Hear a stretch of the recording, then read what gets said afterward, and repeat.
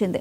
ఈ మేళాకు పలు కంపెనీల ప్రతినిధులు హాజరయ్యారు. ఈ సందర్భంగా నియోజకవర్గంలోని నలుమూలల నుంచి పెద్ద ఎత్తున నిరుద్యోగ యువకులు తరలివచ్చారు. ఈ కార్యక్రమంలో టీడీపీ రాష్ట్ర కార్యదర్శి Suresh Babu, TTD board member Shantaram తదితరులు పాల్గొన్నారు.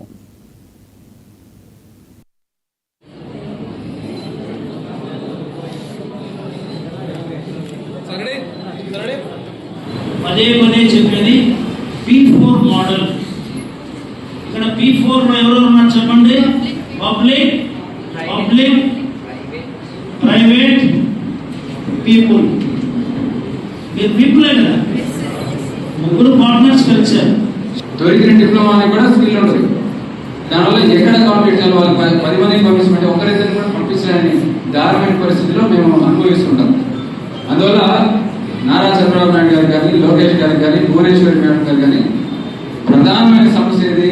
ఈ నిరుద్యోగ సమస్యను మనం పరిష్కరించాలన్న ఆలోచనతో మన కళ పీడీ గారు ఇక్కడ వచ్చినప్పటి నుంచి కూడా, శ్రీకాంత్ గారు ఇక్కడికి వచ్చినప్పటి నుంచి కూడా, మంత్రులు గారు ఇక్కడ ముందు నుంచి కూడా ఇదే ఒకే ఆలోచనతో ఉన్నారు. ఏమంటే మన యువతని కరెక్ట్ అయిన మార్గంలో తీసుకెళ్ళాలి. కరెక్ట్ అయిన మార్గంలో తీసుకెళ్లాలంటే వాళ్ళు డిగ్రీ చేసి ఉంటారు, జస్ట్ ఆర్థిక స్థోమత లేక ఇంటర్మీడియట్ లోనో 10th లోనో ఆపేసిన వాళ్ళు చాలా మంది ఉన్నారు. వీళ్ళు కూడా చాలా మంది ఉంటారు, అవునా కాదు? మరి మీకు తగినట్టు, ఫర్ ఎగ్జాంపుల్ డిగ్రీ చేసిన కానీ నాకు కంప్యూటర్స్ రాదు, సో ఏదైనా జాబ్ తీసుకోవాలంటే కంప్యూటర్స్ వచ్చని అడుగుతారు, రాదు. పోనీ నీకు అన్నీ వచ్చు అంటే మాట్లాడటం రాదు. కమ్యూనికేషన్ స్కిల్స్ ఉంది. ఇప్పుడు దీపిక గారు చూశారు, ఆమె ఎంత బాగా కమ్యూనికేట్ చేయగలుగుతుంది. అదేవిధంగా పీడీ గారు చూశారు, how is able to communicate with us. పెద్ద మురళీధర్ గారు ఏ విధంగా కమ్యూనికేట్ చేశారు. This is what you all should learn. So అన్ని ఉండి కూడా లాస్ట్ మనం కమ్యూనికేషన్ లేదనుకోండి, అగైన్ వి మే ఫెయిల్. ఇంటికి స్టార్ట్ చేయడం జరిగింది. లాస్ట్ 5-6 months లో చాలా అచీవ్ చేశాము.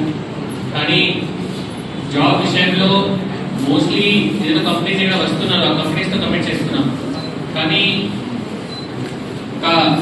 జాబ్ అలాగే కండక్ట్ చేయాలి అంటే ఆనరబుల్ సీఎం సార్ కూడా మనకి క్లియర్ డైరెక్షన్స్ ఇచ్చారు. కాబట్టి ఈరోజు ఈ job Mela first of it's kind job Mela చేస్తున్నాం. One single day today only around 350 to 400 people will be getting jobs.